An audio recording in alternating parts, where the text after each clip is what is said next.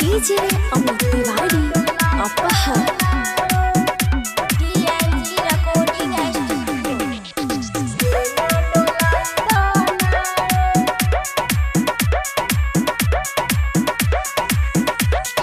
गर्मी से छूटे पसेना पलम तनी बेना डोलाई दाना।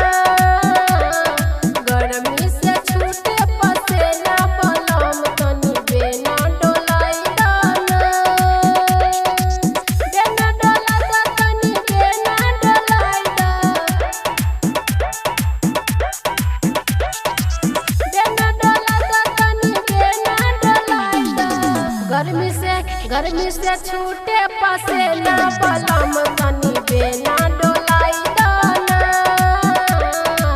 गर्मी से छूटे पसेना पलम तनी बेना डोलाई दाना। डीजे अमित तिवारी अपहर गर्मी से छूटे पसेना पलम तनी बेना डोलाई दाना। मन थोड़ा मीठा है मिक्सचर खिलाओ, संडे को राजा जी पिक्चर दिखाओ। मन थोड़ा मीठा है मिक्सचर खिलाओ, संडे को राजा जी पिक्चर दिखाओ।